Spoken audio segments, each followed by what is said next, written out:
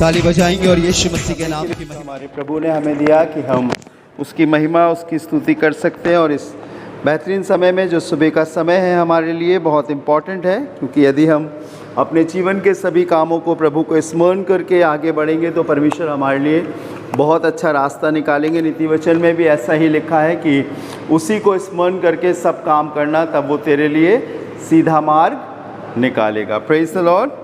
बहुत ज़रूरी है कि हम इस बात को समझें, जाने कि जो पल हमें प्रभु ने दिए हैं और एक एक पल का प्रभु हमसे हिसाब करेगा। और इन दिनों में मैं परमेश्वर के वचन से उन बातों को शेयर कर रहा हूँ जो खुदा बाप मुझे दे रहे हैं, ताकि हम अपने जीवन को परमेश्वर के वचन के अनुसार बना सकें, चल सकें, धीरे धीरे प्रयास कर सकें, क्योंकि ये बिल्कुल अंतिम समय है। और जैसा प्रभु के वचन में लिखा है वैसा ही वैसा होता जा रहा है, चारों ओर हो रहा है, अपने लोगों के बीच में हो रहा है। और हर एक वो बातें जिनको शायद हमने कभी ज़िंदगी में सोचा भी नहीं था, देखा भी नहीं था, और ना हमारे जहन में वो बातें आई थी, वो सब आपके सामने अब गुजरती जाएंगी। और आप कहोगे बार बार कि कितना समय बदल गया है, लोगों के दिल में एक दूसरे के प्रति रिस्पेक्ट नहीं है, आदर नहीं है।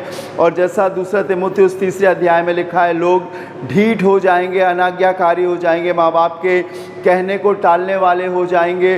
बहुत सारी चीज़ें लिखी हुई हैं अब जो हम उस समय पढ़ा करते थे, लेकिन अब हम उन्हें प्रैक्टिकली देख रहे हैं। इसी पाप में संसार में प्रभु ने हमें रखा है कि हम अपने आप को पवित्र बनाएं, अपने आप को ऐसा बनाएं जैसा प्रभु चाहता है। और कुछ लोग ही हैं जो चुने जाएंगे, कुछ लोग ही हैं जो बचाए जाएंगे, कुछ लोग ही हैं जिन्हें प्रभु अपने संग ले जाएगा। ज़मीन में तो बहुत झुंड रहता है और कलीसिया में भी बहुत लोग आते हैं, लेकिन स्वर्ग हर लोग नहीं जा सकते। चर्च तक तो आ सकते हैं, लेकिन परमेश्वर के पास तक नहीं जा सकते। परमेश्वर के पास जाने के लिए एक अलग नियम है, एक अलग कैटेगरी है, और जिसके द्वारा अगर हम उसे पूरा करेंगे तभी हम उस काम को कर सकेंगे। मनुष्य के जीवन में डर है, भय है, और मनुष्य सबसे अधिक अगर डरता है तो वो मौत से डरता है, एक्सीडेंट से नहीं डरता। आज भी मनुष्य तेज गाड़ी चलाते हैं, अनाप शनाप चलाते हैं, तमाम प्रकार के ऐसे अपने जीवन में डिसीजंस ले लेते हैं कि उन्हें तनिक भी किसी भी चोट की परवाह नहीं होती। लेकिन अगर आप 70-80 साल के, 90 साल के शख्स से भी अगर आप पूछें क्या आप मरना चाहते हो, तो वो कहेगा कि हम मरना नहीं चाहते हैं और जीना चाहते हैं। लेकिन मैं आपको बताना चाहता हूँ, शायद संसार के पास आशा नहीं है, शायद संसार के पास ऐसे रास्ते नहीं है कि वो मृत्यु से बच सके, लेकिन हमारे पास हैं। सिर्फ मात्र बाइबल ही इस बात को बताती है, सिर्फ प्रभु यीशु मसीह इस बात को कहते हैं जिसे दुनिया नहीं कहती।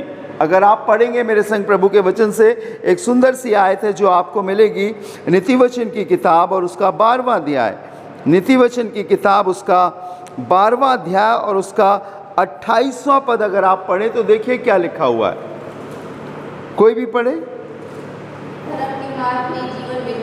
यहाँ लिखा है, धर्म की बाट में जीवन मिलता है और उसके पथ में मृत्यु का पता नहीं। यहाँ पर जो धर्म शब्द आया है ये थोड़ा सा इंटरप्रिटेशन या ट्रांसलेशन गलत है, रॉन्ग है। लेकिन जहाँ ये धर्म शब्द आया है, अगर आप उसे हिंदी में पढ़ेंगे, उर्दू में पढ़ेंगे तो राष्ट्रबाजी है, और इंग्लिश में अगर पढ़ेंगे उसे तो वहाँ है धार्मिकता।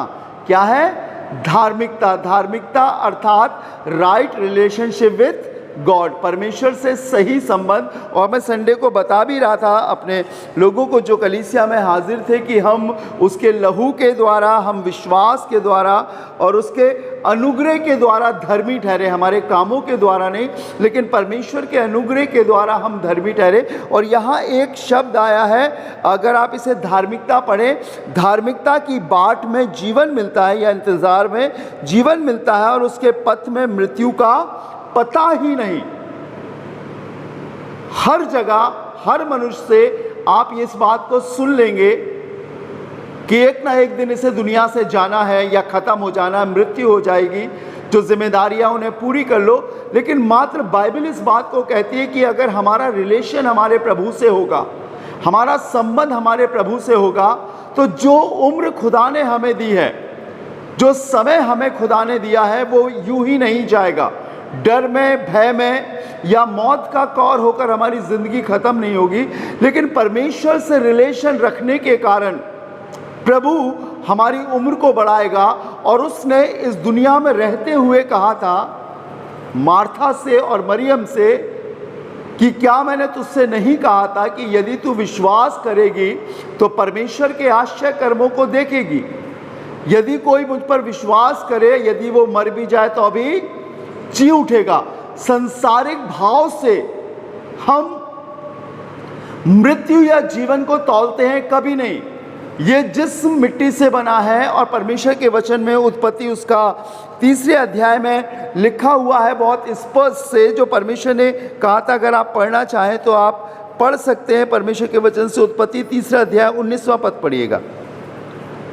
उत्पत्ति 3 अध्याय, फर्स्ट बुक है बाइबल की, 3 अध्याय। अपने माथे के पसीने की रोटी खाया करेगा जी और अंत में मिट्टी में मिल जाएगा। हाँ, क्योंकि तू उसी में से निकाला गया है। मिट्टी तो है और मिट्टी में ये एक नियम खुदा ने ठहराया है, क्योंकि सभी मनुष्यों का जन्म पाप में होता है।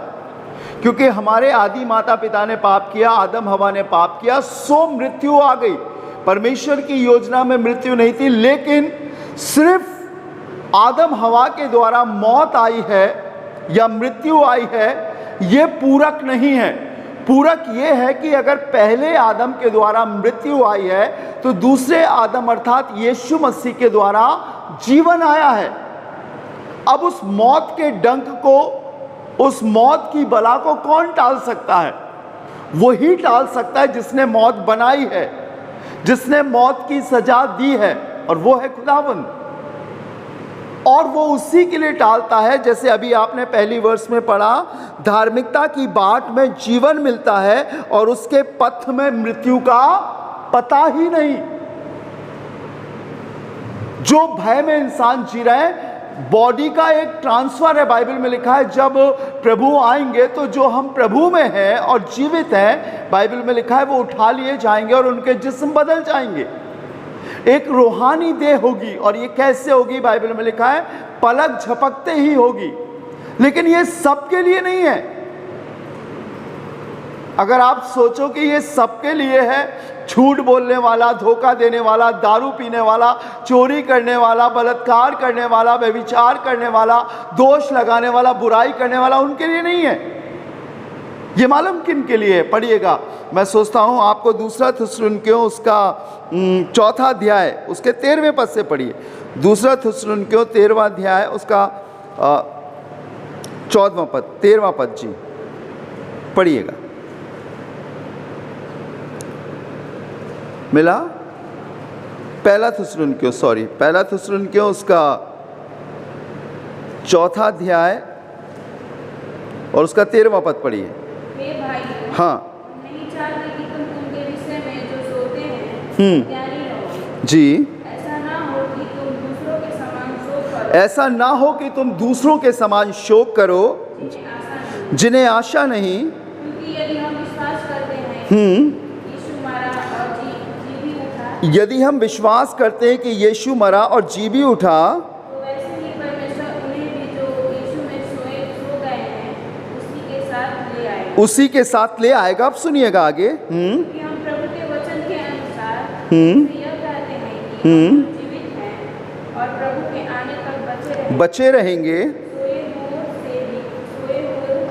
से कभी आगे ना बढ़ेंगे। क्योंकि प्रभु आप ही स्वर्ग से उतरेगा। हाँ, उस समय ललकार और प्रधान दूत का शब्द सुनाई देगा और परमेश्वर की तुरही फूकी जाएगी। अब सुनिएगा। हाँ, और जो मसीह में मरे हैं पहले जीवित, हाँ, तब हम जो जीवित और बचे रहेंगे उनके साथ बादलों पर। एक कैटेगरी है, एक अलगाव है उनके लिए जो परमेश्वर से अपने संबंध को रखते हैं, अपने रिलेशन को खुदा से रखते हैं, उनके लिए मृत्यु नहीं है। और यही बाइबल बताती है कि धार्मिकता के मार्ग में मृत्यु का पता ही नहीं। ये आप ऐसे समझ लीजिए जैसे कि आप आज इस रूम में रह रहे हैं, आप एक दूसरे रूम में चले गए, आप दुनिया में जी रहे हैं, लेकिन इसके बाद आप स्वर्ग में चले गए।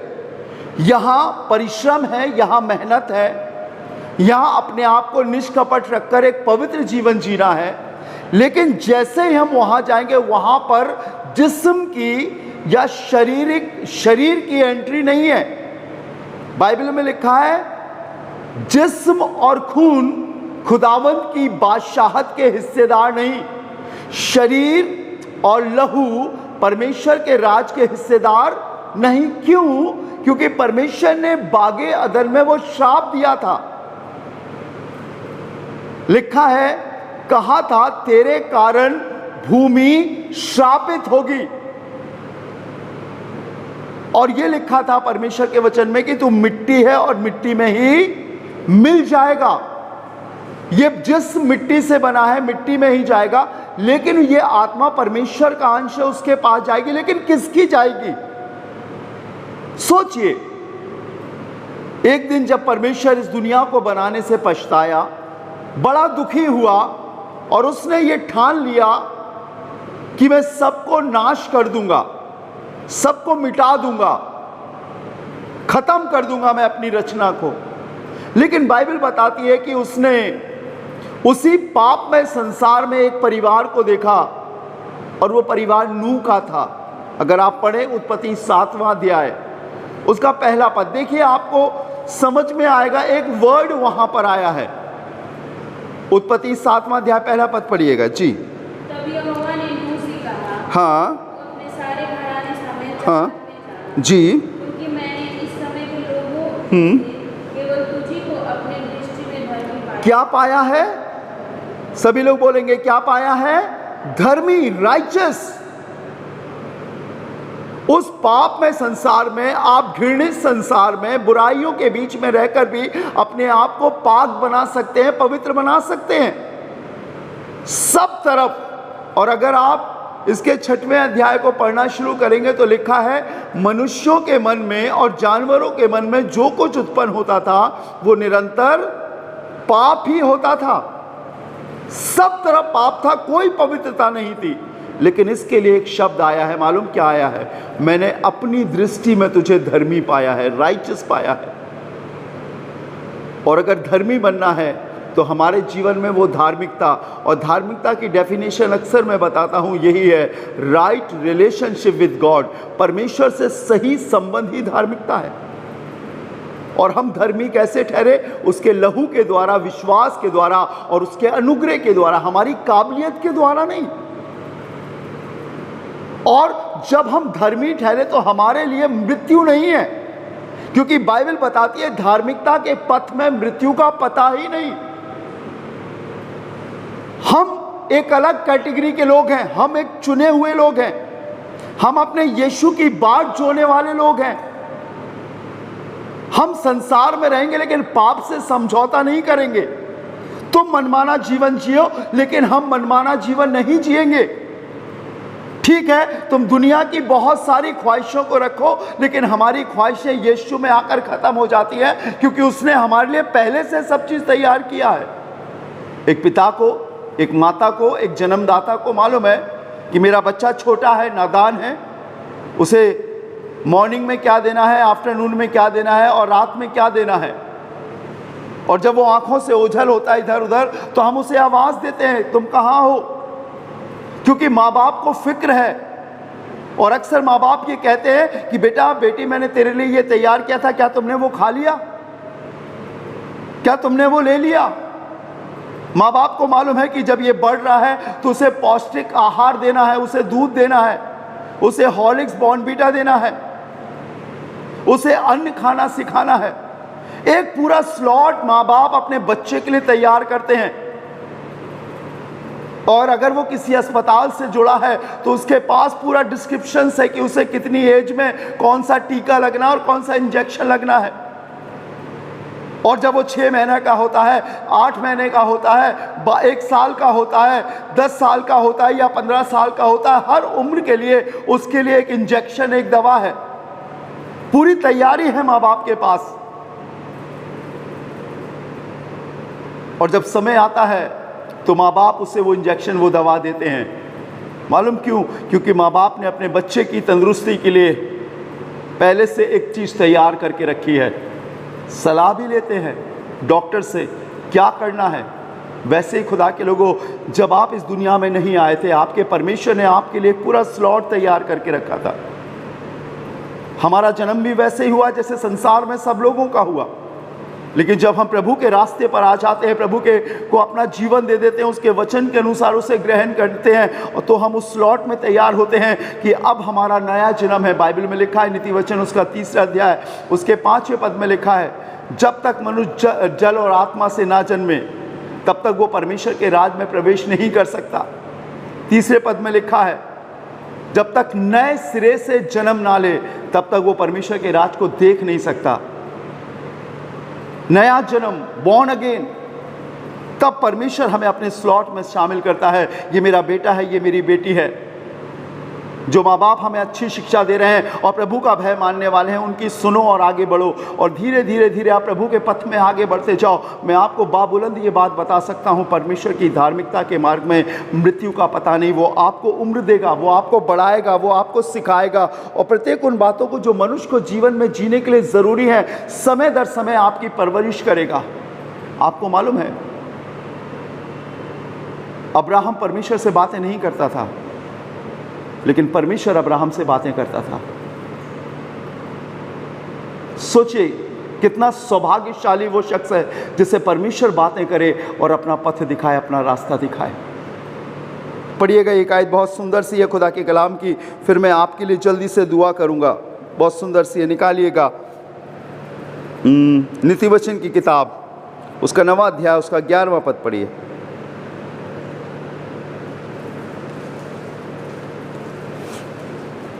जी, 9वां अध्याय 11वां पद पढ़िए। मेरे द्वारा तेरी आयु बढ़ेगी और तेरे जीवन के वर्ष अधिक होंगे। लोग कहते हैं ये इसका कितनी जल्दी इंतकाल हो गया, कितनी जल्दी खत्म हो गया, अभी इसने कुछ देखा ही नहीं था। मुझे बताइए, कौन माँ बाप अपने बच्चों को मारना चाहेगा? कभी नहीं। वो तो हमेशा यही दुआ देंगे, मेरी औलाद की उम्र मुझसे भी अधिक हो, ज़्यादा हो। परमेश्वर ने आपको और मेरे को मारने के लिए नहीं बनाया, परमेश्वर ने मेरे और आपको जीवन देने के लिए बनाया है। हमने उस चीज़ को चुना है। दीदी आगे पढ़िएगा, इसी का 11वां अध्याय और 19वां पद, नीति वचन 11वां अध्याय 19वां पद पढ़िए। देखिए क्या लिखा है जी। जो शब्द धर्म आया है, अगर आप इसे और किसी तर्जुमे में पढ़ेंगे तो वहां पर शब्द आया है धार्मिकता, ठीक है ना, राइचसनेस या रास्तबाजी। अब पढ़िएगा दीदी, जो धार्मिकता में दृढ़ रहता है वो जीवन पाता है,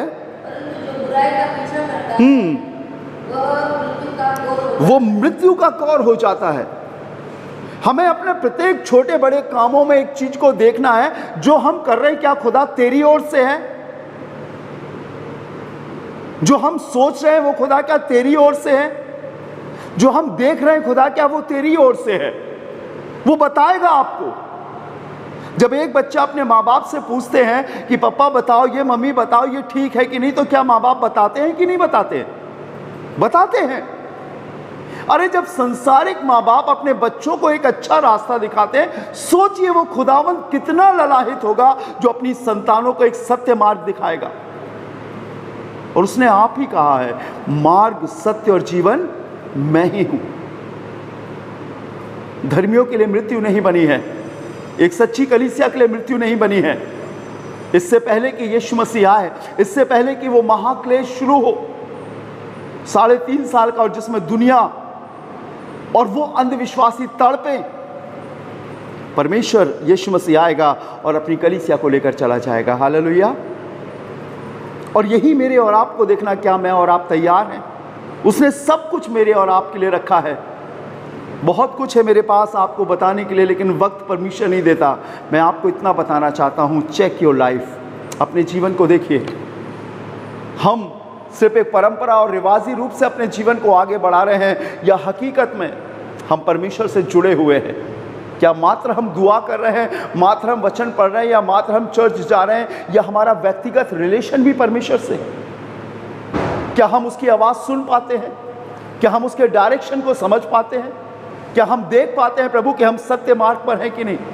हमने अपनी जिम्मेदारियों को बखूबी पूरा किया है, चाहे वो हमारी नौकरी की हो, चाहे वो हमारी घर की हो या समाज की हो। लेकिन क्या हमने अपनी व्यक्तिगत जीवन की जिम्मेदारी को पूरा किया है कि प्रभु मेरा रिलेशन आपसे है? क्या आप विश्वास करते हो कि वो आएगा और आपको अपने साथ ले जाएगा?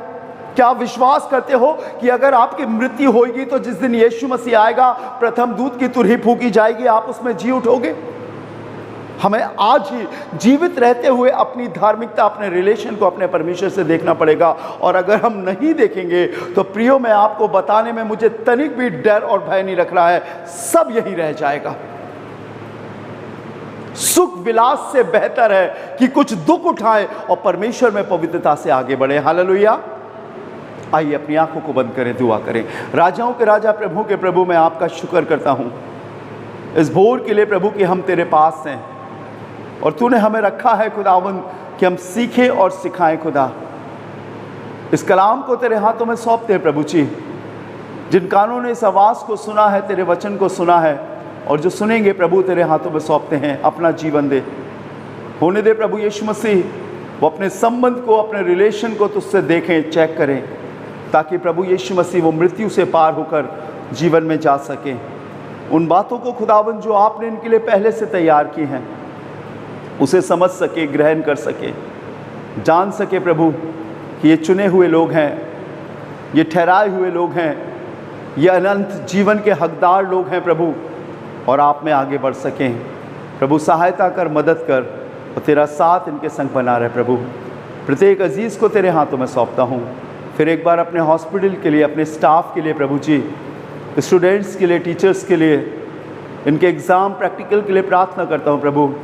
अपनी सामर्थ को दिखा प्रभु जी, और इन्हें सफलता की ओर ले चल। छोटी सी ज़िंदगी में बहुत बड़ी प्लानिंग करके बैठे हैं खुदा। देख प्रभु, इनकी हर एक योजनाओं को अपनी योजना में शामिल कर, करेक्शन कर प्रभु, ठीक कर, और अपने में आगे बढ़ा प्रभु। आने वाली ज़िंदगी प्रभु कठिन है, आने वाले दिन कठिन है प्रभु, लेकिन मैं इतना जानता हूँ जो तेरे साए में रहता है, जो तेरी हुजूरी में रहता है, वो सर्वशक्तिमान के साए में ठिकाना भी पाएगा। इनको ले चल प्रभु, इनको बता प्रभु। फिर एक बार अपने भैया दीदी के लिए, शिनू भैया के लिए, एनसी मैम के लिए, प्रत्येक उन अजीज़ों के लिए प्रभु जो किसी न किसी रीति से प्रभु इस हॉस्पिटल को संभाले हैं और आगे बढ़ रहे हैं प्रभु, इनकी सहायता कर। हर प्रॉब्लम्स में प्रभु तो इनका रहबर हो खुदा। हम मनुष्य हैं प्रभु, और हम इतना जानते हैं प्रभु, यदि हम गिरते हैं तो आप हमें उठाते हैं, संभालते हैं। हमारी कमज़ोरियों में आप ताकत बनते हैं, हमारी बीमारियों में आप शिफा बनते हैं। यीशु, हमारे लोगों को तेरी ज़रूरत है। अपने अनुग्रह को बढ़ा और इनका साथ दे प्रभु, ताकि खुदावन सब चीज़ें सुचारू और ठीक हो सके, और हम फिर से एक ऐसी हुजूरी को देखने पाएँ खुदावन, जिससे लोग जानने पाएँ कि हमारा खुदा जयवंत है प्रभु। दोनों कैंपस को तेरे खून में छिपाता हूँ प्रभु जी।